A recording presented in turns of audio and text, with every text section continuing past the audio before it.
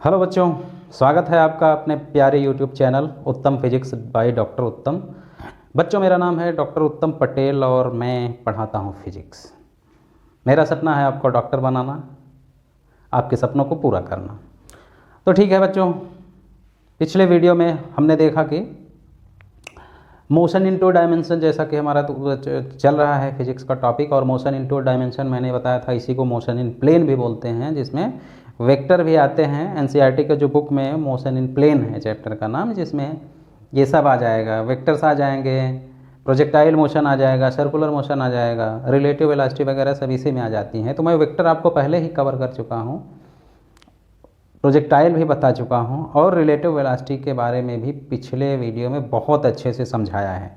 अगर आप वो वीडियो नहीं देखे हैं तो प्लीज़ उस वीडियो को ज़रूर देख लेना। इसके पहले वाला वीडियो, हर वीडियो के एंड में मैं लिंक दे देता हूँ, उसके पहले का और आगे का वीडियो, तो आप ज़रूर देख लेना बच्चों।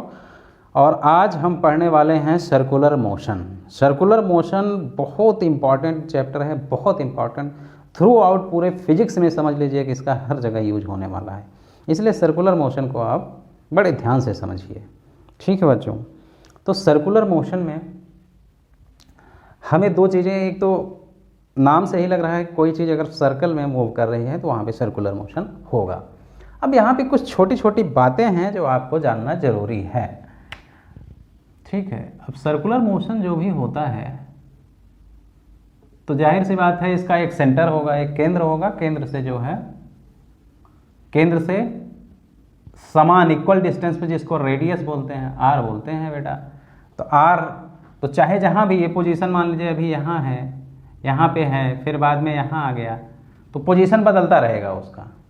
तो पोजीशन क्या होगा, बदलता रहेगा, लेकिन डिस्टेंस अगर देखेंगे तो सेंटर से वो हमेशा सेम डिस्टेंस पे रहेगा। यहाँ भी आ जाएगा तो भी रेडियस तो सेम है, रेडियस तो आर ही है। लेकिन हमें क्या है कि वेक्टर के हिसाब से चलना होता है, ठीक है। वेक्टर के हिसाब से अगर हम चलेंगे बेटा, वेक्टर के हिसाब से चलेंगे तो ये मान लो वेक्टर, क्योंकि डायरेक्शन तो अलग अलग है ना पोजीशन का। मैग्नीट्यूड अगर देखेंगे तो मैग्नीट्यूड सेम है, लेकिन डायरेक्शन अलग अलग है।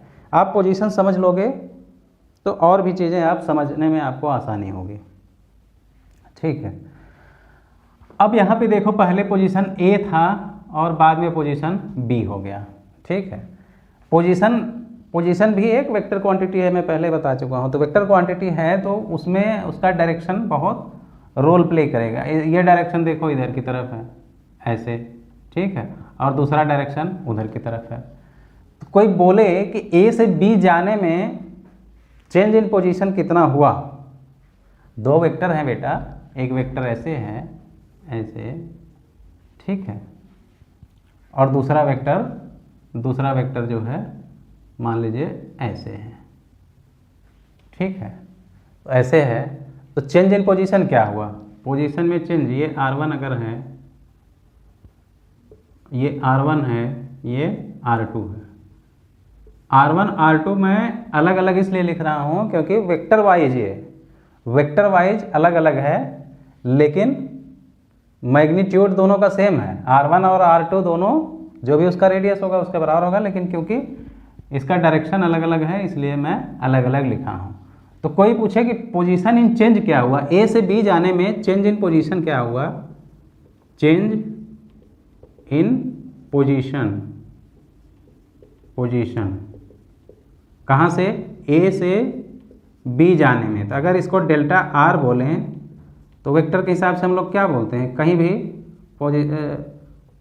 R1 से R2 हो गया तो R1 R2 माइनस R1 यही लिखोगे। और वेक्टर के हिसाब से हम किसी चीज़ को जब घटाते हैं, अगर ये R2 है, ये R2 है, एक वेक्टर ये है, उसमें से R1 ये वेक्टर है, तो इसको क्या करोगे, उल्टा कर दोगे, ठीक है।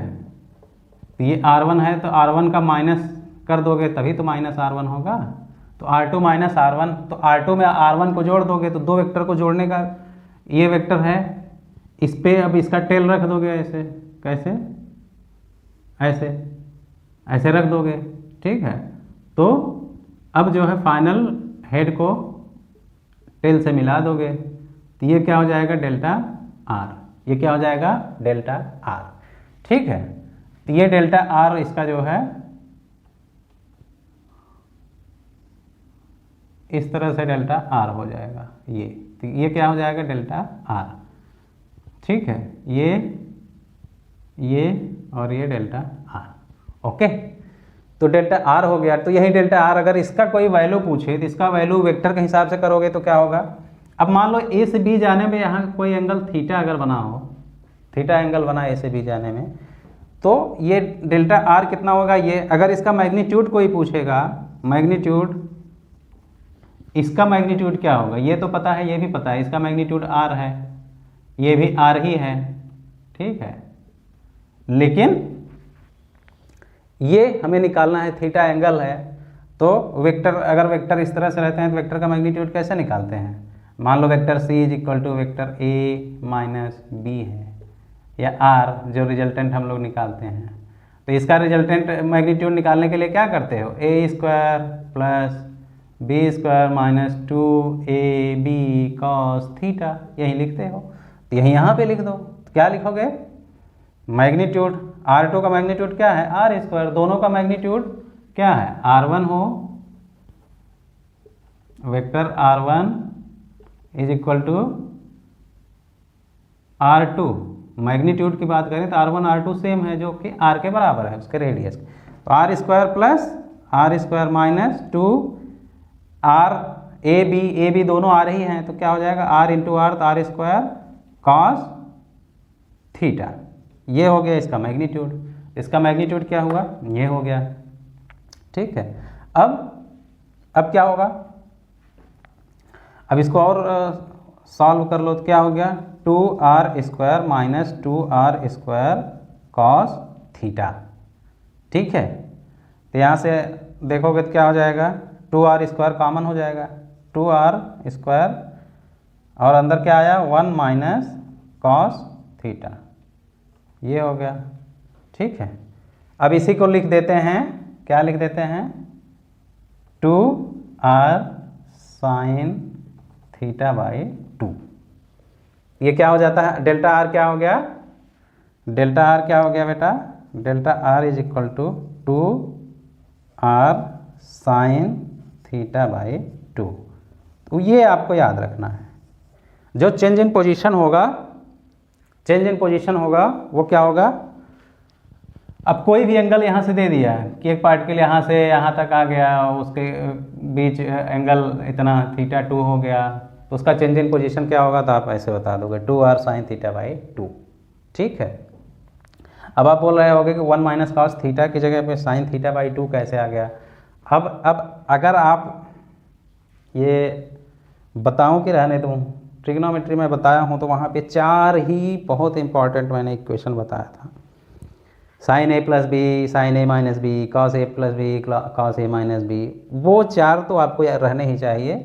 वो याद रहेंगे तो उन्हीं को अप्लाई करके आप सारा कर सकते हो। अब मैं हल्के में इसको बता देता हूँ कि ये कैसे आया, 1 माइनस कॉस थीटा की जगह पे क्या आ गया साइन थीटा बाई 2। अब देखो बेटा, जैसे ये हम लिखें, एक होता है कॉस 2 थीटा, कॉस 2 थीटा को हम और क्या लिख सकते हैं, कॉस थीटा प्लस थीटा, ये लिख सकते हैं। कॉस ए प्लस बी के हिसाब की तरह हो गया, तो क्या इसका होता है sine A into sine B minus cos A into cos B, तो क्या हो जाएगा साइन ए मतलब साइन थीटा इंटू फिर साइन थीटा, ए और बी यहाँ पे थीटा, ये क्या हो गया sine square theta minus cos A into cos B, तो कॉस स्क्वायर थीटा हो गया। ठीक है, एक फार्मूला आपको और पता होगा, क्या पता है 1 sine square theta plus cos square theta is equal to 1 होता है। ठीक है, तो 1 माइनस, ठीक है, cos square theta is equal to क्या हो जाएगा, cos square theta is equal to क्या हो जाएगा 1 माइनस साइन स्क्वायर थीटा। तो यहाँ पे कॉस स्क्वायर थीटा की जगह पे हम ये लिख दें 1 माइनस साइन स्क्वायर थीटा, तो क्या हो जाएगा sign square theta minus 1 minus sign square theta.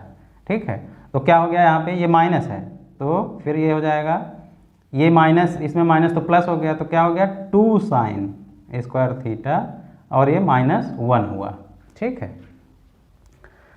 अब क्या करोगे, ये किसके बराबर है, cos 2 थीटा के बराबर है। ठीक है, अब यहाँ 2 थीटा है, यहाँ पे थीटा है, तो हम कुछ ऐसा करें कि 2 थीटा की जगह पे क्या लिख लें, 2 थीटा की जगह पे अगर हम थीटा लिखेंगे तो थीटा की जगह पे क्या लिखेंगे, θ/2। मतलब यहाँ पे, यहाँ थीटा है तो यहाँ θ/2 लिखना पड़ेगा, और यहाँ थीटा लिखेंगे तो क्या हो गया, cos theta is equal to 2 sine square θ/2 -1। तो यहाँ से 1 को अगर इधर कर दें तो क्या हो जाएगा, 2 sine square theta is equal to 1 minus cos theta. ये 1 इधर आ गया तो 1 आएगा, और इसमें माइनस लग जाए तो क्या हो गया, 1 माइनस कॉस थीटा। ठीक है, ये 2 sine square theta is equal to 1 minus cos theta है। ठीक है, तो अगर दोनों साइड रूट ले लें तो क्या हो जाएगा, ये √2 और साइन स्क्वायर थीटा का तो साइन थीटा हो जाएगा, साइन θ/2 है, θ/2, ये बराबर क्या हो जाएगा, √1 माइनस कॉस थीटा। तो 1 माइनस कॉस थीटा जो रूट में है उसकी जगह पर क्या लिख सकते हो, √2 साइन θ/2। तो यहाँ पे लिख दें, तो यहाँ पे लिख दो, तो 2r² है ही, 1 माइनस कॉस थीटा की जगह पे क्या लिख दोगे, 1 माइनस ये रूट में, और इसके बाद इंटू ये भी रूट में है, मान लो ये हो गया, फिर ये 1 माइनस कॉस थीटा। अब 1 माइनस कॉस थीटा की जगह पे क्या हो जाएगा, साइन थीटा, √2 साइन थीटा, ये क्या हो गया, √2r²। अब इसकी जगह पे क्या लिखेंगे, ये लिखेंगे √2 गुणे √2 और साइन θ/2। ठीक है, तो √2 इसमें, √2 इसमें, तो करोगे तो कितना हो गया, ठीक है, तो ये भी रूट में अंदर आ गया, तो क्या हो गया, √4r², और ये साइन θ/2 क्या है, बाहर है, तो ये रूट है, r² है तो इसमें 2r तो बाहर आ ही जाएगा, तो क्या आ गया, 2 दिख रहा है कि नहीं यार, 2 एक 2 आ जाएगा, स्क्वायर रूट करोगे 4 का 2 आ गया, और r² का 1 r आ गया, r साइन θ/2। ये फार्मूला बहुत इंपॉर्टेंट है, इसलिए मैंने आपको एक्सप्लेन कर दिया। तो ये आप याद रखोगे, ये जो है पोजीशन का है, पोजीशन का, अगर यही इसी पोजीशन में, जो पोजीशन का इक्वेशन है, इसी में हम t से डिवाइड कर दें, जैसे डिफ्रेंशिएट कर दें t से, मतलब मान लो t टाइम में इसकी जो है, पहले इनिशियल वेलोसिटी मान लो v1 था, तो हम टाइम से अगर डिफ्रेंशिएट कर दें, टाइम से डिफ्रेंशिएट कर दें dt, तो ये भी dt हो जाएगा, माइनस ये भी dt हो जाएगा dt, तो ये क्या हो जाएगा, पोजीशन में चेंज इनटू टाइम, r2 में चेंज, r2 पोजिशनल चेंज, मतलब distance upon time, distance upon time, तो ये क्या हो गया, ये क्या हो गया, वेलोसिटी हो गया। इसको क्या लिखोगे, delta v is equal to v1 v2 minus v1, तो ये भी हो गया, मतलब टाइम से अगर डिफ्रेंशिएट कर दोगे तो वेलोसिटी भी हो गया। तो ये जो है वेलोसिटी के लिए भी ये फार्मूला सेम रहेगा। कोई पूछेगा कि पहले वेलोसिटी v1 था, बाद में v2 है, तो क्या हो जाएगा, तो चेंज इन वेलोसिटी क्या होगा, 2r 2v, क्योंकि यूनिफॉर्म वेलोसिटी है, वेलोसिटी का मैग्नीट्यूड उसमें भी सेम रहेगा, लेकिन डायरेक्शन की वजह से जो है वो सब पूरा होगा। ठीक है, तो ये आपका फार्मूला हो गया, पोजीशन हो या वेलोसिटी हो तो वो समय के साथ चेंज होता है। अब जैसे सर्कुलर मोशन में हम जनरली हम क्या पढ़ते हैं, यूनिफॉर्म सर्कुलर मोशन। अभी हम यूनिफॉर्म और नॉन यूनिफॉर्म पे बात करेंगे। ये आप जरूर याद रख लेना कि चेंज इन पोजीशन होगा या चेंज इन वेलोसिटी जो होगा वो क्या होगा, किसी भी एंगल पे दे दे, मान लो पहले दे दे, अब मैं सिंपल एग्जांपल दे दूँ। ठीक है, कोई यूनिफॉर्म सर्कुलर मोशन हो रहा है, मान लो वेलोसिटी 2 मीटर पर सेकंड है। ठीक है, क्वेश्चन दे रहा हूँ, 2 मीटर पर सेकंड है इसकी वेलोसिटी। अब मान लो ये 60 एंगल 60 पर गया, ठीक है, तो अभी भी वेलोसिटी तो 2 मीटर पर सेकंड ही रहेगा। डायरेक्शन जो होता है वेलोसिटी का क्या होता है, किसी भी पॉइंट पे सर्कुलर मोशन के किसी भी पॉइंट पे डायरेक्शन कोई पूछे तो क्या होगा बेटा, वो टेंजेंशियली जो स्पर्श रेखा उसको टच करते हुए जाएगी वहीं। यहाँ अगर v1 था, ये वेक्टर में लिख रहा हूँ, वेक्टर का मतलब इसमें डायरेक्शन भी आ गया, मैग्नीट्यूड तो 2 ही रहेगा लेकिन डायरेक्शन की वजह से उसमें, तो चेंज इन वेलोसिटी कोई पूछे, अब बताओ ये मान लो 60 डिग्री जब पहुँचा तो उसका चेंज इन वेलोसिटी में चेंज कितना हुआ, ये बताओ, ये आंसर बताओ। यहाँ डेल्टा वी बताओ, डेल्टा वी क्या होगा, डेल्टा वी क्या होगा, ठीक है, तो डेल्टा वी क्या होगा भाई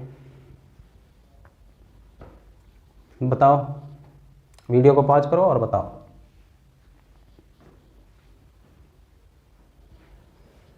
तो डेल्टा वी जो होगा ऐसा ही लिखोगे, delta V is equal to v2 minus v1, और उसका मैग्नीट्यूड अगर निकालना होगा तो मैग्नीट्यूड क्या करोगे, 2v sign theta by 2। 2v मतलब 2v की वैल्यू कितना है, 2 मीटर पर सेकंड, साइन 60 है तो 60 का आधा क्या हो जाएगा 30, तो साइन 30 हो जाएगा। तो 2 इंटू 2 4 साइन 30, साइन 30 की वैल्यू 1/2, तो कितना हो गया 2 ही मीटर पर सेकंड, तो उसकी वेलोसिटी क्या होगी 2 मीटर पर सेकंड। तो मैग्नीट्यूड तो वही रहेगा लेकिन डायरेक्शन बदल जाएगा, ठीक है। तो इस तरह से पोजीशन हो या उसका वेलोसिटी हो, दोनों चीज़ें बदलती हैं।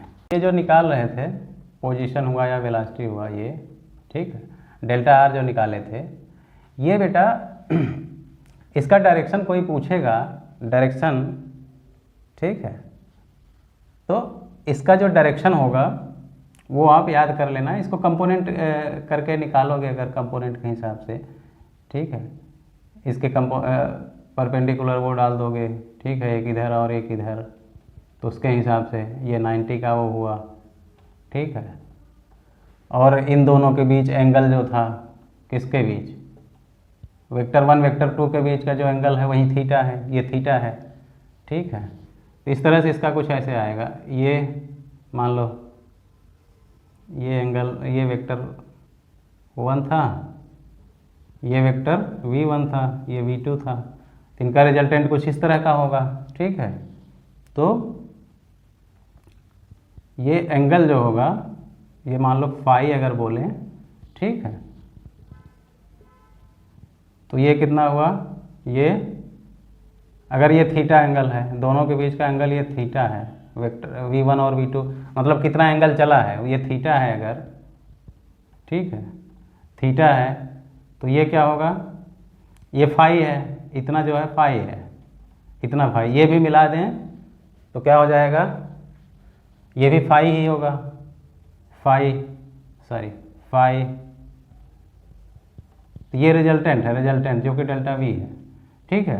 तो डेल्टा वी जो है इनिशियल डायरेक्शन से, इनिशियल से कितना एंगल होगा, तो ये फाई अगर आपको बताना, ये टोटल यहाँ से यहाँ तक एंगल कितना होगा 180, यानी इसको क्या लिखें, theta plus 2 phi is equal to 180, ठीक है। तो 2 phi is equal to 180 minus theta, तो फाई अगर बताना हुआ तो क्या हो जाएगा, इतना बाई 2, तो क्या हो जाएगा 90 माइनस थीटा बाई 2, ये फाई हो जाएगा, फाई। तो उसका डायरेक्शन अगर कोई पूछेगा तो डायरेक्शन याद रखना 90 minus theta by 2, theta by 2 मतलब कितना घूमा है, मान लो 60 घूमा है, तो जो डेल्टा वी आएगा, डेल्टा वी, तो उसका डायरेक्शन क्या होगा इनिशियल डायरेक्शन से, तो वो क्या होगा ये 90 माइनस थीटा बाई 2, ठीक है, तो वो भी एक तरह से 60 ही आ गया, 90 माइनस 60/2 30 हुआ, तो 90 में से 30 गया 60। तो ये सब वेक्टर के हिसाब से जो है कैलकुलेट करने के लिए है। सर्कुलर मोशन जब होता है तो एक चीज़ और यहाँ पे हो रही होती है। अब मान लो पहले यहाँ है पार्टिकल r डिस्टेंस, यहाँ है p, अब ये ऐसे जा रही है, ऐसे ऐसे, ठीक है, तो ये एंगल भी तो इसका बदल रहा है, पहले ये था θ1, अभी देखो ये हो गया, ठीक है, तो एंगल भी बदल रहा है यहाँ पे, ठीक है बेटा। तो डिस्प्लेसमेंट कोई पूछे, पहले यहाँ था P1, यहाँ P2 हो गया, तो डिस्प्लेसमेंट क्या होगा, ये होगा, ये, ठीक है, ये डिस्प्लेसमेंट होगा। ओके, तो ये डिस्प्लेसमेंट तो आप कैसे निकालोगे, जैसे अभी बताया था, क्या बताया था, वही R is equal to change in position ही तो उसका डिस्प्लेसमेंट हुआ, तो क्या हुआ, R is equal to 2R sine theta by 2, ठीक है। अब यहाँ पे जो है ये जो कर्वेचर वाला पार्ट जो है ऐसे है, तो उसको डिस्टेंस बोलेंगे, इतना दूरी कवर करने में मान लो t टाइम लगा, ठीक है, तो वहीं इतना एंगल भी तो कवर कर रहा है थीटा, पहले यहाँ चला, यहाँ मान लो 0 था, थीटा एंगल जाने में भी t टाइम लगा, तो दो दूरियां ये कवर कर रहा है, एक क्या कर रहा है, थीटा, और एक डिस्टेंस, ये दूरी यहाँ से यहाँ तक, ये आर्क वाला पार्ट है, ये क्या है, आर्क, ठीक है बेटा, थीटा, ये s है, ये रेडियस r है। तो जो कर्व वाला, वक्र वाला पार्ट जो कवर कर रहा है, कर्व वाला, और डिस्टेंस हुआ और ये टाइम हुआ। एक चीज़ आपको ध्यान हो, मैं ट्रिग्नोमेट्री में सबसे पहले यही बताया था, थीटा अगर रेडियन में है तो थीटा इज इक्वल टू क्या होता है, r बटे त्रिज्या s बाई r, ये होता है, ठीक है। यानी थीटा s बराबर अगर लिखना हो तो क्या लिखोगे, r थीटा। एक बात तो ये है, तो हमें एक रिलेशन यहाँ पे मिल गया कि s is equal to r theta. यहाँ याद ये रखना है, थीटा किस में रहेगा, रेडियन में रहेगा थीटा, ठीक है, रेडियन में रहेगा। तो अब ये बताओ, यहाँ पे अगर दोनों में जाने में टाइम t लग रहा है, जैसे यहाँ से यहाँ गया तो ये डिस्टेंस कवर करने में टाइम t, और ये एंगल, ये कोण कवर करने में भी टाइम t लगा, तो t टाइम्स अगर दोनों तरफ डिवाइड कर दें तो यहाँ पे क्या हो जाएगा, इसे वेलोसिटी बोलेंगे, और इधर क्या हो जाएगा, एक और नया टर्म है जिसको बोलते हैं ओमेगा। क्या होता है, ओमेगा, तो v is equal to r omega होता है। ओमेगा क्या है, इसे बोलते हैं एंगुलर वेलोसिटी, ठीक है। ओमेगा क्या है, एंगुलर वेलोसिटी, मतलब ये पार्टिकल एंगल भी तो बना के घूम रहा है, मतलब इतने टाइम में यहाँ से जैसे इतना दूरी तय किया उतना एंगल भी तय कर रहा है, तो इसकी भी एक वेलोसिटी होगी, एंगुलर वेलोसिटी। तो एंगुलर वेलोसिटी ये भी एक वेक्टर क्वांटिटी है, कैसी क्वांटिटी है, वेक्टर है, ठीक है, और रेडियस तो वेक्टर है ही, तो इसको वेक्टर फॉर्म में जब लिखना हो तो वेक्टर फॉर्म में क्या होता है, v is equal to omega cross r, ये आप याद जरूर रखना, ये बहुत इंपॉर्टेंट है, ओमेगा क्रॉस r। इससे आपको पता चल जाएगा कि ओमेगा का डायरेक्शन क्या होगा। अब मान लो वेलोसिटी ऐसे है v, ठीक है, ये r है, r का डायरेक्शन ऐसे है, ठीक है, तो ओमेगा का जो डायरेक्शन होता है बेटा ना, वो ये एक्सिस जो होता है जिसके चारों तरफ घूम रही है वो उससे होता है। अब ये अगर क्लॉकवाइज ऐसे घूम रहा, एंटी क्लॉकवाइज घूम रहा है, तो थंब वाला रूल ऐसे ही इसको पकड़ेंगे तो ये थंब बाहर की तरफ जाएगा, ये ओमेगा का डायरेक्शन बताता है, ठीक है। ये थंब जो है, अंगूठा जो है, ऐसे पकड़ेंगे तो बाहर, अगर यहीं ऐसे घूम रहा होता, ऐसे घूम रहा होता तो ऐसे पकड़ोगे तो ये अंगूठा अंदर की तरफ जाएगा, ठीक है। ये एक तरह से ये क्या हुआ, जैसे मैं वेक्टर में मैं बताया हूँ डायरेक्शन के लिए ये मेथड, वेक्टर 1, वेक्टर 2 और जो आएगा वेक्टर 3 आएगा, ठीक है। अब यहाँ पे देखो हम वेलोसिटी निकाल रहे हैं, तो वेलोसिटी का डायरेक्शन अगर ये ओमेगा का बाहर की तरफ है, ओमेगा का बाहर की तरफ वेक्टर 1 अंगूठा, ठीक है, वेक्टर 2 रेडियस, तो ये वेक्टर 2 रेडियस जो है, तो हमारा ये वेलोसिटी जो है ऐसे आ जाएगा बाहर की तरफ, ठीक है।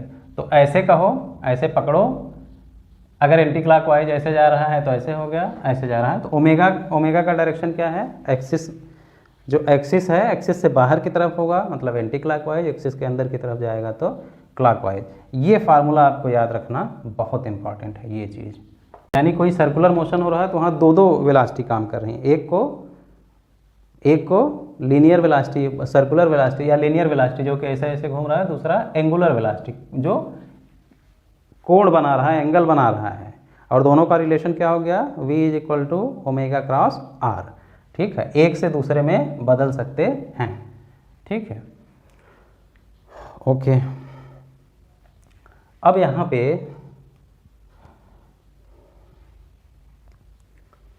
अब इम्पॉर्टेंट क्या है कि आपको, अब जैसे कोई ऐसे बोले,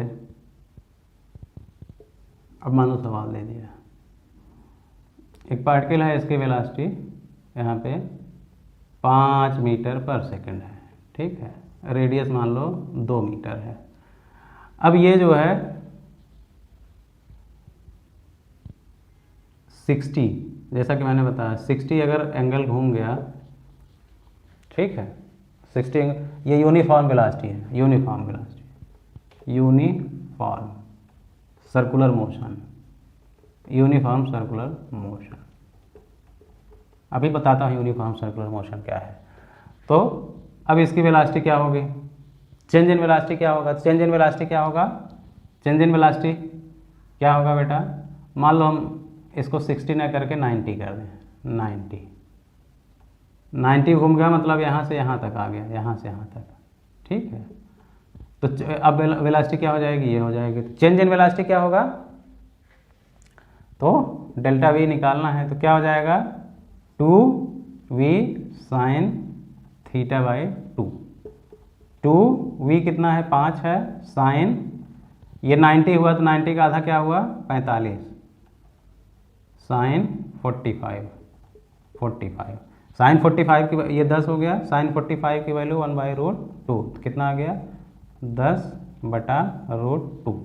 ये हो गई चेंज इन वेलोसिटी। अब ऐसे वेक्टर के हिसाब से भी करते तो क्या हो जाता, ये v2 हो गया, ये v1 हो गया, तो v2 माइनस v1, तो v2 ऐसे है।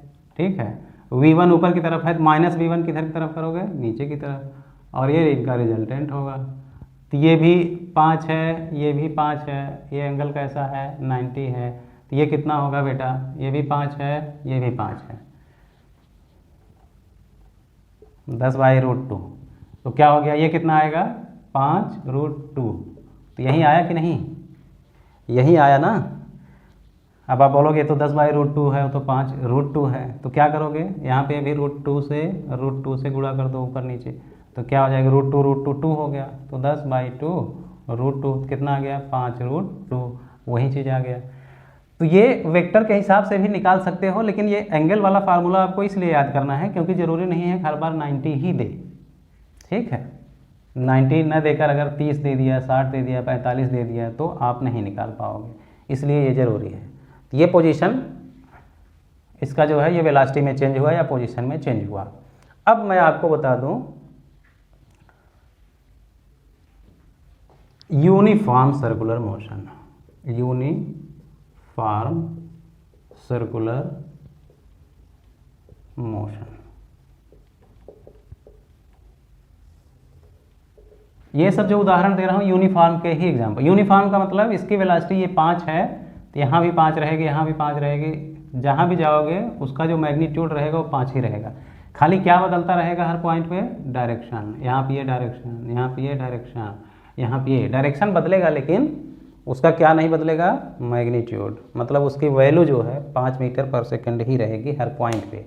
तो यूनिफॉर्म सर्कुलर मोशन में क्या रहेगा, यूनिफॉर्म सर्कुलर मोशन में magnitude of v and omega, ये दोनों क्या रहेगा, सेम रहेगा। सेम का मतलब कांस्टेंट रहेगा, कांस्टेंट रहेगा, ये बदलेगा नहीं कहीं। ठीक है, पूरे उसमें कहीं ये बदलेगा नहीं। ठीक है,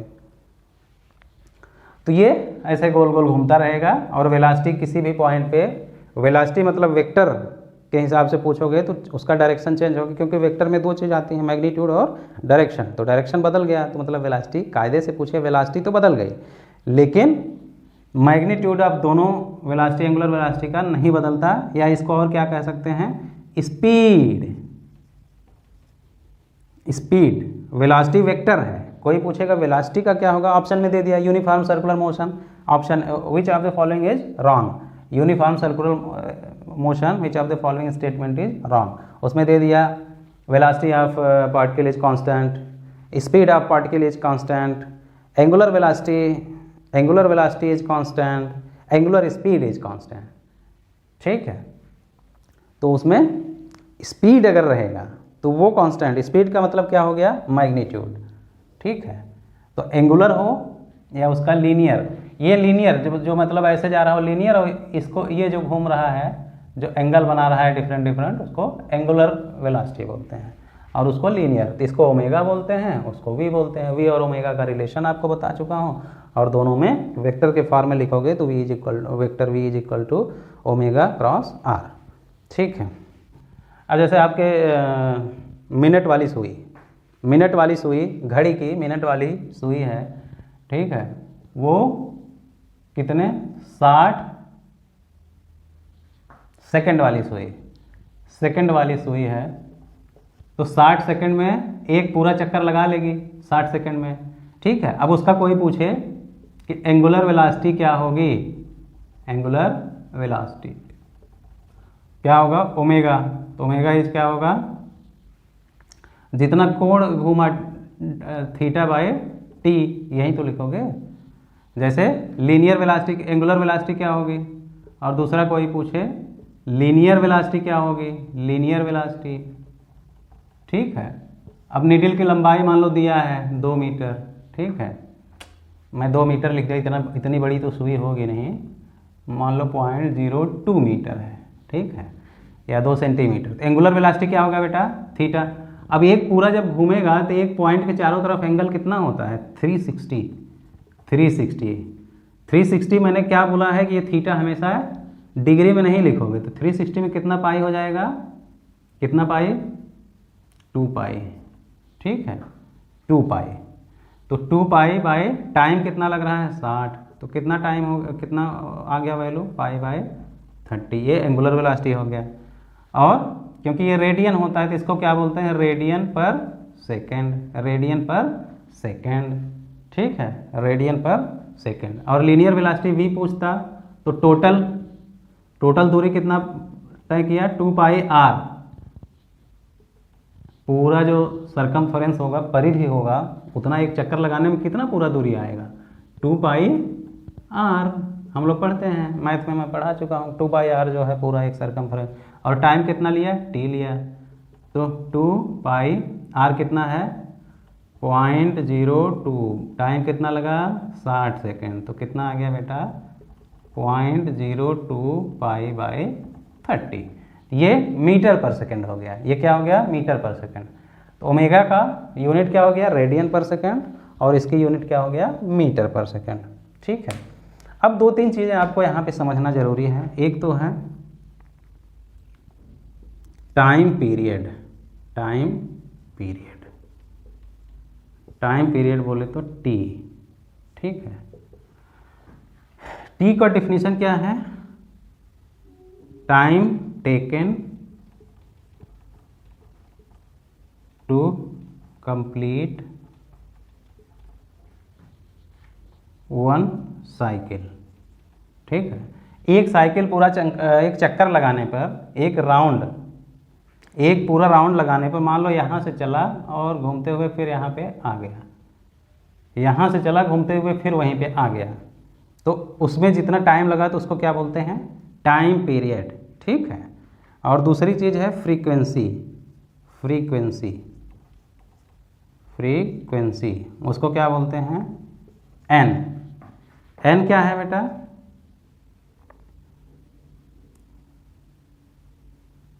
एन क्या है, एन जो है 1 सेकेंड में कितना चक्कर लगाती है। ठीक है,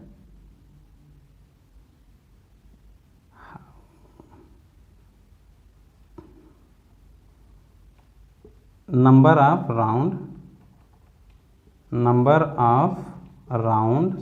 rounds completed in 1 second. 1 second में कितना चक्कर लगाते हैं उसे क्या बोलते हैं, फ्रीक्वेंसी। उसे क्या बोलते हैं, फ्रीक्वेंसी। ठीक है, अब ये दोनों चीज़ें ध्यान से समझ लो। अब मान लो कोई बोले कि ये जो है, अब जैसे घड़ी वाली सुई है, घड़ी वाली सेकंड वाली सुई है, तो 60 सेकंड में कितना चक्कर लगाएगी, एक चक्कर लगाएगी। 60 सेकंड में कितना चक्कर लगाएगी, एक चक्कर। तो उसका टाइम पीरियड कोई पूछेगा, एक राउंड लगा रही है ना, एक राउंड लगा रहा है, तो टाइम पीरियड कोई पूछेगा तो क्या होगा, तो टाइम पीरियड क्या क्या क्या परिभाषा है, एक राउंड लगाने में जितना टाइम लगता है तो उसका टी क्या होगा, 60 होगा।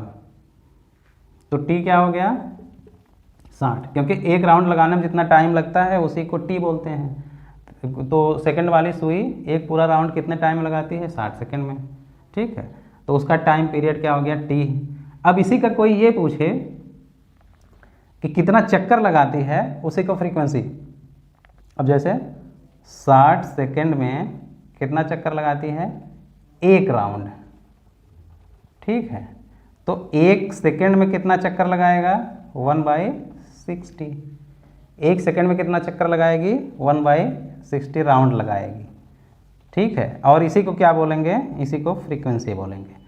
ठीक है, तो 60 क्या है, टाइम पीरियड है उसका, एक चक्कर लगाने में जो टाइम लगा वो 60 है। ठीक है, तो 60 और n क्या है, 1/60, 60 टाइम के बराबर है, तो n इज इक्वल टू क्या हो गया, 1/t। n is equal to क्या हो गया, 1/t। अब इसका अगर कोई पूछे, सेकंड वाले मान लो सुई जो है, तो एक चक्कर लगाने में, एक राउंड में कितना एंगल गई, 2 पाई घूम रही है, मतलब 360 डिग्री या 2 पाई रेडियन, और टाइम कितना लग रहा है, 60। तो एंगुलर वेलोसिटी क्या होता, 2 पाई/60। तो यानी कोई भी पार्टिकल ऐसे घूम रही है, उसका अगर टी हमें मालूम है, तो हम टाइम पीरियड अगर मालूम है, तो उसका एंगुलर वेलोसिटी निकालना हुआ तो हम एंगुलर वेलोसिटी क्या लिख सकते हैं, ओमेगा इज इक्वल टू 2 पाई/t, ये लिख सकते हैं। ठीक है, और यहाँ से देखो 1/t की जगह पे क्या लिख सकते हो, n लिख सकते हो।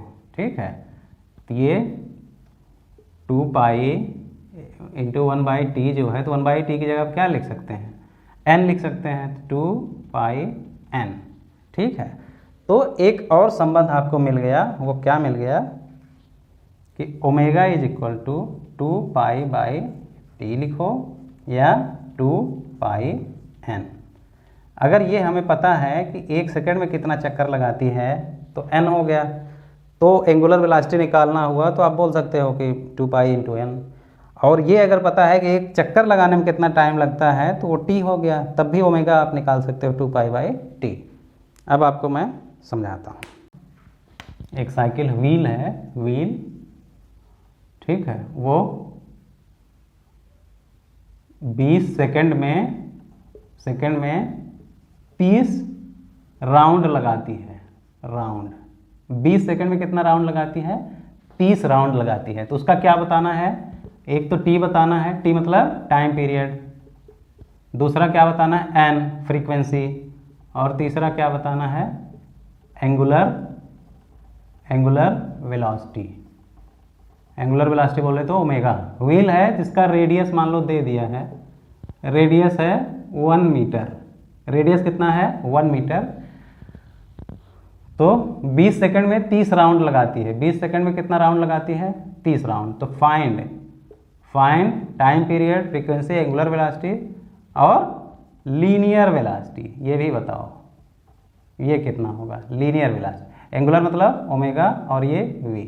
चलो चारों चीज़ें बताना है आपको चारों चीज़ें बताना है। एक पहिया है, व्हील है, 20 सेकंड में 30 राउंड लगाता है वो, तो उसका क्या बताना है, टाइम पीरियड बताना है, फ्रीक्वेंसी बताना है, एंगुलर वेलोसिटी ओमेगा बताना है, लीनियर वेलोसिटी बताना है।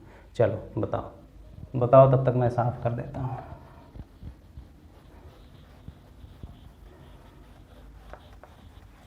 फटाफट बताओ, फटाफट बताओ। टाइम पीरियड क्या मैंने बोला था बेटा, टी को क्या बोलते हैं, टी एक चक्कर लगाने में कितना टाइम लगता है। अब देखो 30 चक्कर लग रहा है 30 राउंड लग रहा है, राउंड कितने सेकंड में?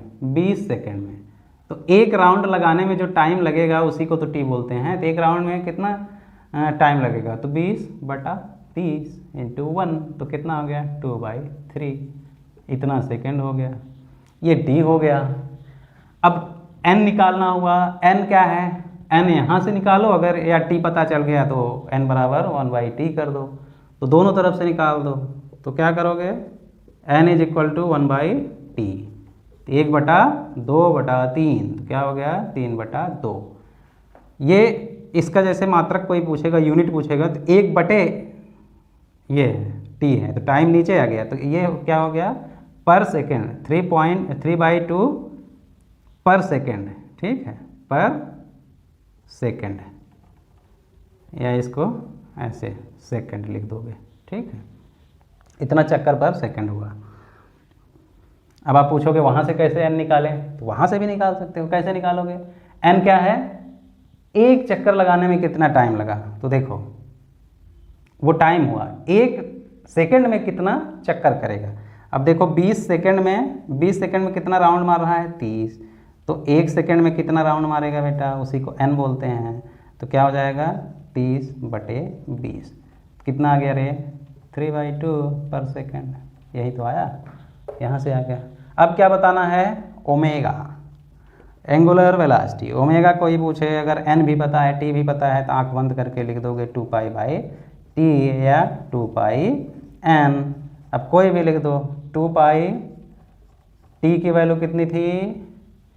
टी की वैल्यू 2/3, तो बटे 2/3, तो कितना आ जाएगा? 2 से 2 कट जाएगा, 3π आ जाएगा। अगर इसमें रखोगे तो क्या हो जाएगा? 2π, एन की जगह क्या लिखोगे रे? 3/2। तो 2 से 2 कट गया, कितना आया? 3π। ये भी हो गया। और चौथा चीज़ क्या निकालना था? Linear velocity. तो एंगुलर से लीनियर निकालने के लिए मैंने क्या बोला था? v is equal to omega R. यहाँ वेक्टर के बारे में नहीं कुछ बोला है, नहीं तो हम ओमेगा क्रॉस आर लिखते। तो ओमेगा कितना है रे? 3π। यूनिट सबका देखो, इसका टाइम पीरियड है तो सेकंड हुआ, फ्रीक्वेंसी पर सेकंड हुआ। ओमेगा ये इतना रेडियन पर सेकंड हुआ, ठीक है। अब यहाँ पे क्या लिखोगे? 3π ओमेगा था, और ये कितना है? 1 है, तो कितना हो गया? 3π। अभी इसकी ये वेलोसिटी है, लीनियर वेलोसिटी, तो इसका क्या लिखोगे? मीटर पर सेकंड।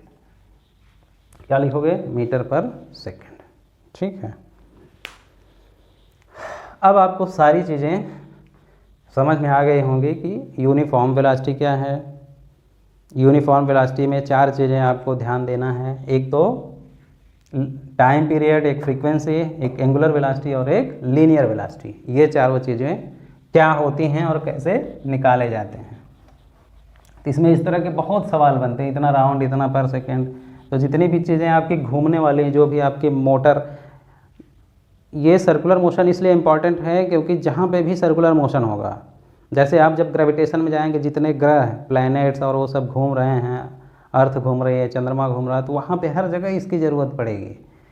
मैग्नेटिक फील्ड में जाएंगे, मैग्नेट में जब जाएंगे, मैग्नेटिक फील्ड में कोई मूवमेंट होता है चार्ज पार्टिकल का और वो सब, वहाँ पे भी इसका रोल है, ठीक है। तो ये पूरे फिजिक्स में बहुत जगह, इसलिए मैं इसको बहुत अच्छे से आपको समझा रहा हूँ। तो यूनिफॉर्म वेलोसिटी में क्या नहीं बदलता? स्पीड नहीं बदलती, वेलोसिटी बदलेगी। एंगुलर लीनियर स्पीड नहीं बदलेगी, लीनियर वेलोसिटी बदलेगी क्योंकि डायरेक्शन बदल रहा है। एंगुलर वेलोसिटी क्या है? ओमेगा कांस्टेंट रहेगा, ओमेगा कांस्टेंट रहेगा। क्यों? क्योंकि डायरेक्शन तो इसका फिक्स है ना, एक्सिस की तरफ है। मान लीजिए ऐसे घूम रहा है तो एक्सिस बाहर की तरफ होगा, तो डायरेक्शन भी फिक्स है, वो भी फिक्स है। तो ओमेगा जो है वो फिक्स रहेगा। कब? जब यूनिफॉर्म सर्कुलर मोशन होगा, ठीक है। यूनिफॉर्म सर्कुलर मोशन का मतलब पूरे कहीं भी पॉइंट पे उसकी वेलोसिटी जो है, स्पीड या मैग्नीट्यूड जो होगा वो सेम रहेगा।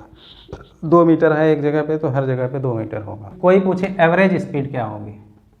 एवरेज स्पीड, सर्कुलर मोशन हो रहा है, ठीक है। मान लो 10 सेकंड में पूरा एक चक्कर लगा लिया, एक राउंड, तो एवरेज स्पीड क्या होगी? मान लो यहाँ से चला और पूरा घूम के वहाँ पे आ गया, तो एवरेज स्पीड क्या होगी? एवरेज स्पीड क्या होता है? Total distance upon total time. तो टोटल डिस्टेंस कितना हुआ 2 पाई आर, और टोटल टाइम कितना हुआ यही 10 सेकेंड जो लगा है।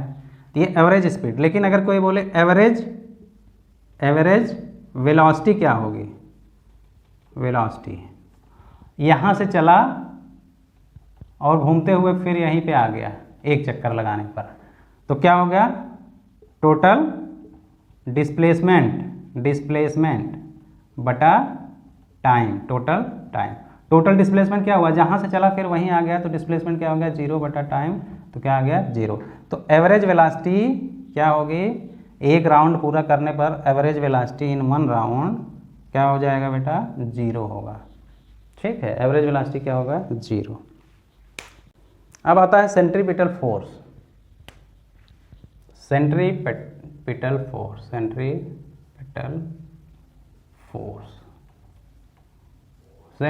फोर्स कहीं भी यूनिफॉर्म सर्कुलर मोशन होता है तो वहाँ पे एक फोर्स काम करता है, क्योंकि वेलोसिटी क्या हो रही है, वेलोसिटी चेंज हो रही है ना, वेलोसिटी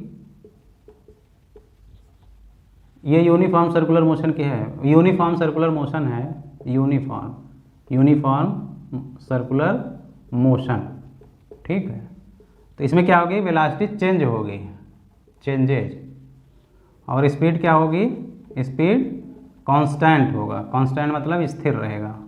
तो स्पीड अगर 2 मीटर पर सेकंड है तो वो हर जगह पे वहीं रहेगा, लेकिन वेलोसिटी जो है ऐसे वेलोसिटी है, डायरेक्शन बाद में ऐसे, तो वेलोसिटी चेंज हो रहा है। और हम लोगों ने पढ़ा है कि कहीं भी अगर चेंज इन वेलोसिटी हो, एनीवेयर चेंज इन वेलोसिटी, ठीक है, rate of change in velocity, rate of change in velocity कहीं पे होगा तो उसको क्या बोलेंगे, एक्सेलरेशन। मतलब कहीं पे भी अगर वेलोसिटी में चेंज होगा, वेलोसिटी में चेंज होने का मतलब चेंज दो तरह से हो सकता है, या तो उसका डायरेक्शन बदले, या तो मैग्नीट्यूड बदले, या दोनों बदले। ठीक है, तो यहाँ पे मैग्नीट्यूड तो नहीं बदल रहा है लेकिन डायरेक्शन बदल रहा है, डायरेक्शन बदल रहा है तब भी तो चेंज हुआ वेलोसिटी का। और वेलोसिटी में जब भी चेंज होगा तो वहाँ पे क्या होगा, एक एक्सीलरेशन होगा, और जहाँ पे एक्सेलरेशन होगा तो वहाँ पे एक फोर्स होगा। ठीक है, अब वो फोर्स जो होता है, अब देखो ये वेलोसिटी तो एक फोर्स लगता है इधर की तरफ, जैसे ये बाहर जाना चाहता था लेकिन थोड़ा आगे बढ़ा तो ये इसको खींच लिया फिर अपनी तरफ, ये इधर आया तो ऐसे खींच लिया, इधर आया तो ऐसे खींच लिया, इधर आया तो ऐसे खींच लिया। तो एक फोर्स हमेशा लगातार इसको केंद्र की तरफ खींचती रहती है, और इसी की वजह से इसका डायरेक्शन जो है बदलता रहता है। अगर फोर्स ना होता तो ये वेलोसिटी इधर थी, ऐसे निकल जाता हो। ठीक है, लेकिन ये फोर्स जो है इसको खींच के इस तरह से लाए रहता है। तो इसी फोर्स को जो है, जो केंद्र की तरफ फोर्स लगता है, उसे बोलते हैं सेंट्रीपिटल फोर्स। और वो क्या होता है, एफ बोलते हैं, एफ क्या होता है, mv²/r। ठीक है, तो सेंट्रीपिटल फोर्स होता है, और जो उसमें एक्सेलरेशन होता है उसे सेंट्रीपिटल एक्सेलरेशन बोलते हैं। सेंट्रीपिटल फोर्स में एक्सेलरेशन निकालना होता है, एक्सेलरेशन क्या होता है, F/m ये होता है।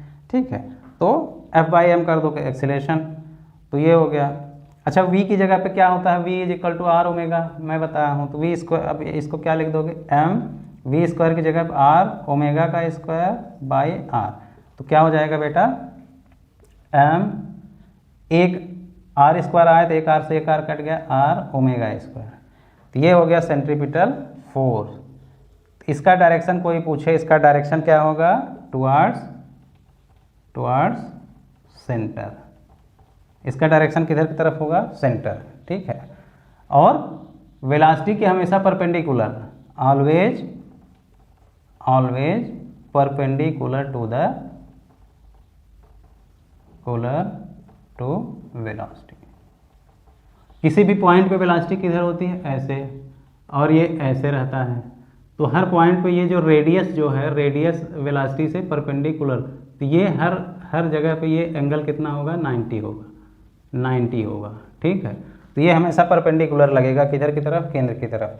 अब इसे एक्सेलरेशन कोई पूछे तो एक्सेलरेशन क्या हो जाएगा, F/m कर दो, तो m हर सब में से m डिवाइड कर दिया, m से तो m कट गया, तो क्या हो जाएगा v²/r, और क्या हो जाएगा आर ओमेगा स्क्वायर। तो ये एक्सेलरेशन हो गया। तो सेंट्रीपिटल एक्सेलरेशन हुआ या सेंट्रीपिटल फोर्स हुआ, ठीक है। तो यूनिफॉर्म सर्कुलर मोशन में ये बहुत ज़रूरी है, यूनिफॉर्म सर्कुलर मोशन या सर्कुलर मोशन। सर्कुलर मोशन के लिए सेंट्रीपिटल फोर्स ये मस्ट है। ये क्या है? मस्ट है। यानी कहीं भी मस्ट फॉर सर्कुलर मोशन, ठीक है। अगर कहीं पे भी सर्कुलर मोशन हो रहा है तो वहाँ सेंट्रीपिटल फोर्स का होना बहुत ज़रूरी है। या दूसरे वर्ड में हम क्या कह सकते हैं कि सेंट्रीपिटल फोर्स होगा तभी सर्कुलर मोशन होगा।